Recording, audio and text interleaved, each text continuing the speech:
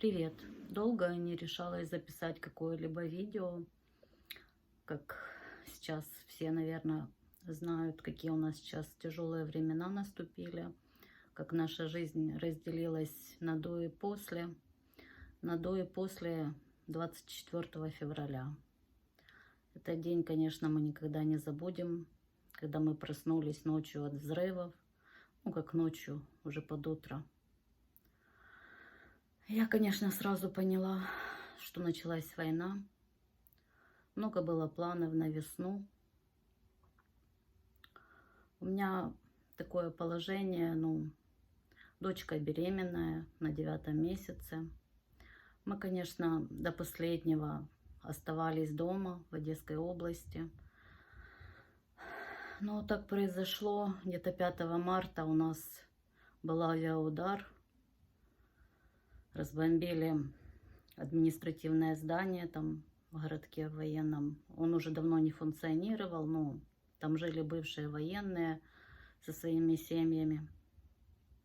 Слава богу, никто не пострадал. Но все, которые это ночью пережили, это, конечно, я никогда никому ничего не желала плохого, но те, которые поддерживают войну, пусть они почувствуют на себе, что такое проснуться в 4:30 утра от авиаудара. Я не знаю, как можно такое поддерживать, в общем, я даже не хочу затрагивать эту тему. Сознание человека, оно должно прийти к нему, наверное, вот мозги, они для чего-то даны, чтобы, как-то анализировать, думать, а не слушать о том, что рассказывают по телевизору. Поэтому не хочу затрагивать вот эти темы.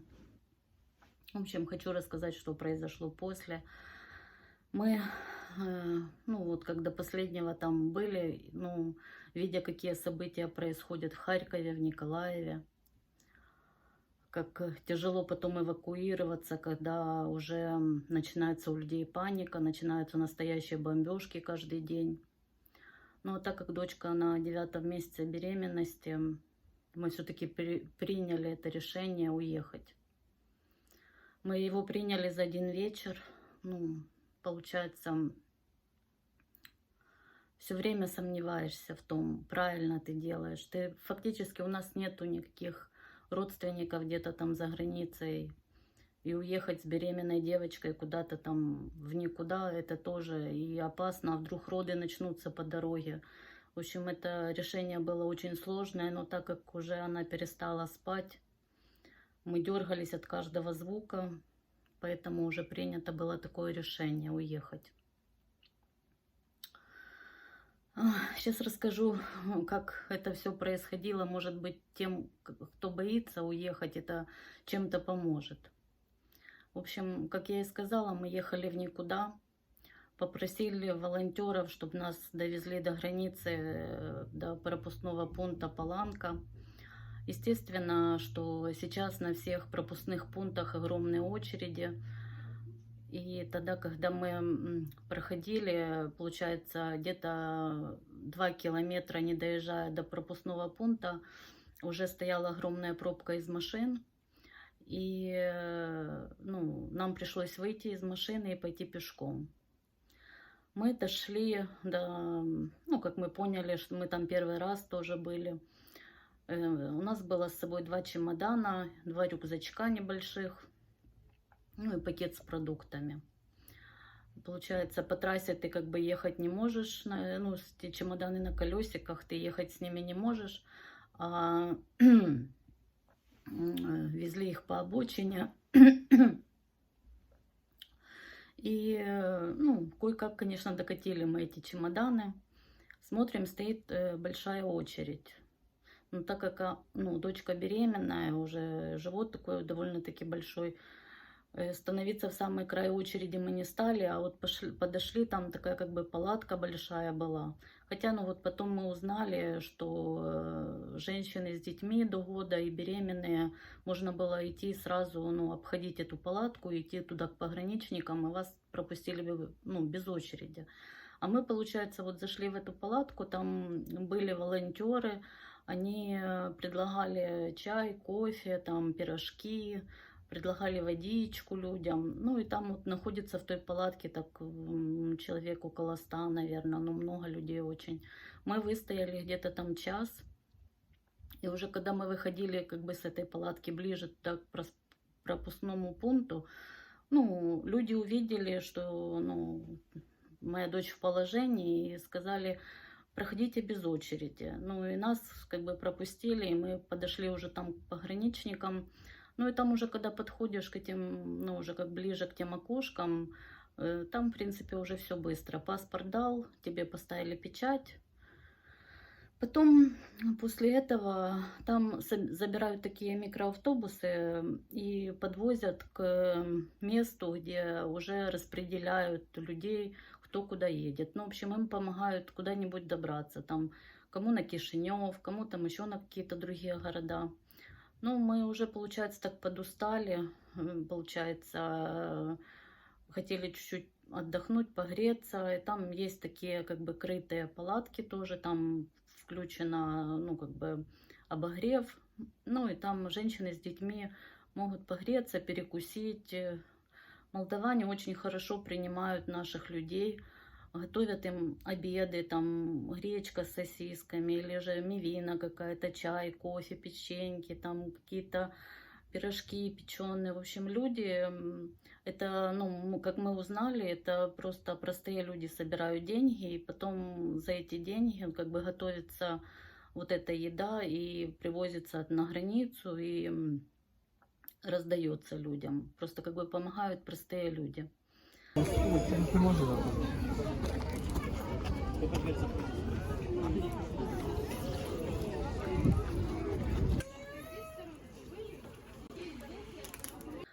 Ну, получается, когда мы приняли решение уехать, мы на букинге забронировали в Кишиневе квартиру на 4 дня. Ну, получилось так, что квартира у нас была забронирована, ну, получается, на 1 день, а вот 1 день нам негде было остаться. Ну, как бы на следующий день нам только можно было заселиться в ту квартиру. Ну, мы перекусили, я попросила волонтера, чтобы позвонили по этому номеру и спросили, можем ли мы заселиться туда сегодня. Ну, это волонтер позвонила и говорит, там сейчас люди проживают, поэтому сегодня, ну, вот никак вы не можете туда заселиться, но вы не переживайте, мы обязательно вам найдем, где переночевать. Вас тут, ну, никто вот так среди, среди улицы как бы не оставит.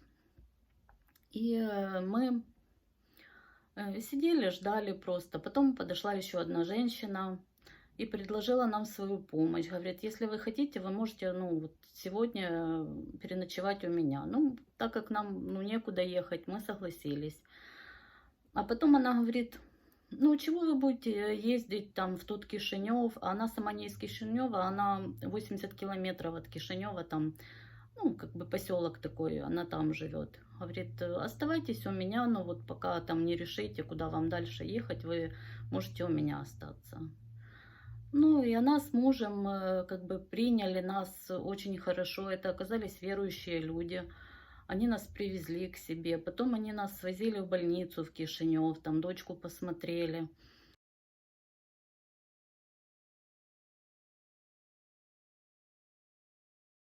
Ну, не брали с нас вообще никаких денег за проживание, за питание.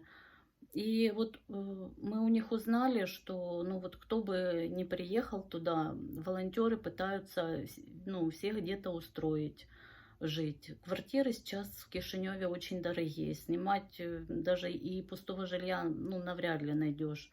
Если что-то найдешь, это очень будет дорого. В Румынию они нам не посоветовали, потому что говорят, ну, румыны практически не знают ни русский, ни украинский, вам очень тяжело будет потом общаться, а ей как бы роддом, вот это что-то узнать надо будет, мы ни у кого ничего не сможем расспросить. Ну, в общем, они нам посоветовали, ну, и мы уже начали что-то так тоже искать, как бы у них мы тоже долго быть не могли. Мы все-таки решили ехать дальше и решили поехать в Польшу. Они нам помогли купить билеты. Ну, как бы билеты были не бесплатные. Стоимость одного билета была 100 евро. И этот автобус, он был двухэтажный из Кишинева, и получается, все украинцы ехали в основном в нем. Ну, я даже не знаю, больше молдаван вроде бы там не было. Были одни украинцы, а вообще автобус был на Варшаву. А у нас тут, получается, во Вроцлаве, в Польше сейчас несколько семей живет, которые тоже беженцы из Украины. Ну, мы с ними там созвонились, они как бы сказали, что можно приехать, и вам тут должны дать бесплатное какое-то жилье или общежитие, или там, или еще что-то. Ой, ну, в общем, хочу сказать, дорога очень тяжелая, потому что Румынию мы пересекали 12 часов, даже вот не говоря о том, что не было как бы больших пробок там каких-то на таможнях, вот только на выезде с Молдавии была такая пробка как бы. И еще хочу сказать, что молдаване как встречают на таможне, там на Паланке людей кормят, и потом мы выезжали уже автобусом, тоже зашли люди и сказали, что ну вот вам предлагают горячие обеды, если ну вот хотите, мы можем ну, взять эти обеды. И на весь автобус молдаване дали каждому обед. Ну, в общем, я в шоке, конечно, от этого приема. Большое спасибо им, что вот действительно в эти тяжелые времена мы понимаем, кто нам действительно соседи, кто нам братья, кто нам помогает, вот реально. И в общем, 12 часов только ехали по Румынии, потом долго еще 3 часа.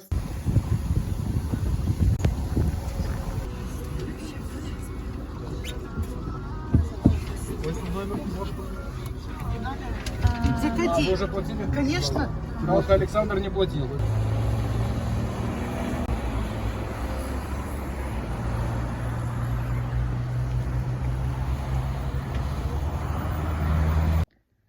Решили выйти в городе Краков. Вот опять же, вот представьте, я с беременной дочкой, с 2 чемоданами, мы выходим, нас не довозят там до какого-то вокзала, нас довезли до какой-то заправки, и мы вообще вот толком даже не знали, куда нам дальше идти и что нам вообще делать. Ну, по навигатору посмотрели, где находится, мы думали, это ЖД вокзал, а оказалось, это маленькая ЖД станция, которая, ну, в общем, проходит по всему городу. Ну, мы подошли и начали у поляков спрашивать, как нам можно доехать к вокзалу, чтобы попасть во Вроцлав. И, значит, они нам рассказали, что сейчас будет электричка, вы доедете 4 остановки до центрального вокзала, и там купите билеты и поедете во Вроцлав. Посмотрели даже расписание, что будет поезд там в такое-то время. В общем, люди очень хорошие, тоже добрые. Потом мы приехали на центральный вокзал Кракова, и я, конечно, была опять поражена тем приемом, которым теперь поляки нас встречали. Сразу мы только вышли из поезда, я увидела людей, ну, в таких салатовых жилетах, ну, как я поняла, что это волонтеры. Мы к ним подошли, ну, объяснили, что вот нам надо купить билет. Они сразу нас схватили наши вещи, подвели нас там, покормили, там все показали, где купить билеты. Билеты, проезд сейчас, ну, вообще, по-моему, по всем странам Евросоюза для украинцев бесплатно. И мы сидели на вокзале, и там постоянно каждых 5 минут разносят еду. Люди просто приходят из дома с коробками, там яблоки, соки, пицца, бутерброды. Просто раздают все. Также средства гигиены, памперсы, там зубные щетки. Ну, вот все, что нужно. Все просто раздается, пледы даже нам дали. Для животных там и кормы, и какие-то коробки. Ну, все буквально тебе прям в руки приносят.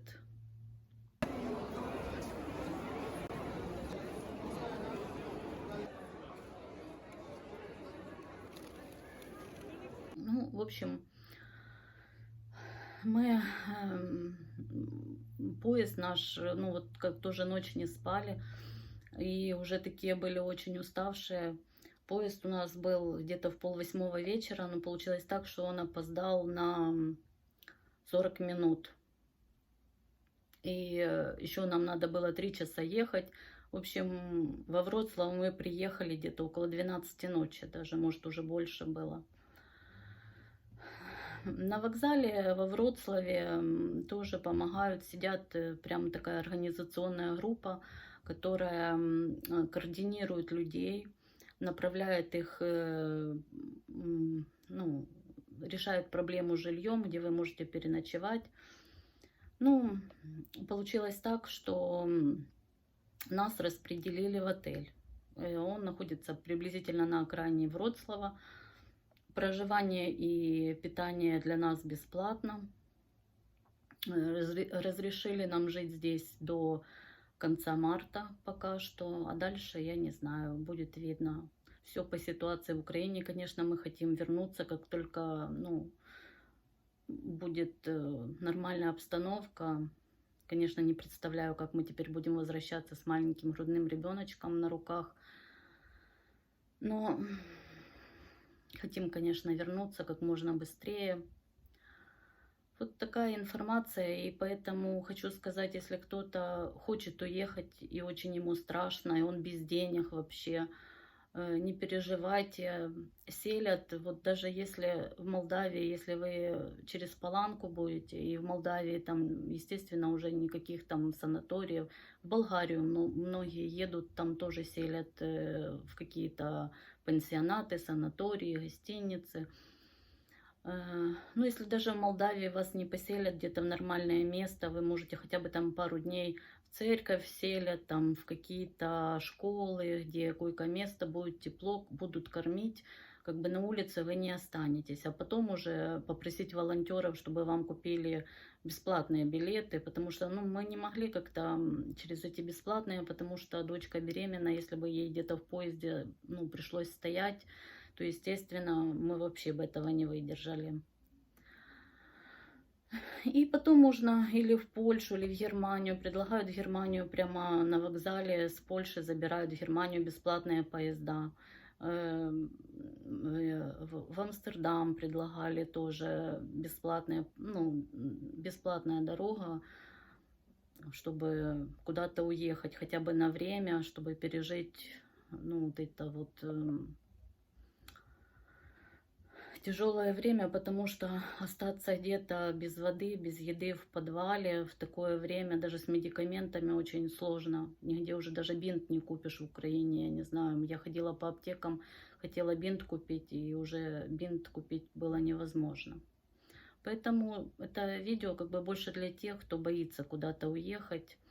Если вот вам очень страшно, вы понимаете, что вы не можете пережить эту обстановку, не бойтесь уехать. Вас тут никто не бросит, жилье, еда будет. Так что, и если вы вообще в Украине даже жили, может, плохо, или у вас уже нету жилья, то здесь можно все равно устроиться на какую-то работу и попробовать начать новую жизнь. Всем хочу пожелать силы, пережить эти тяжелые времена. Надеюсь, что это очень быстро закончится, и мы все сможем вернуться домой. В своей стране желаю выстоять, поменьше жертв, ну и всего только самого хорошего.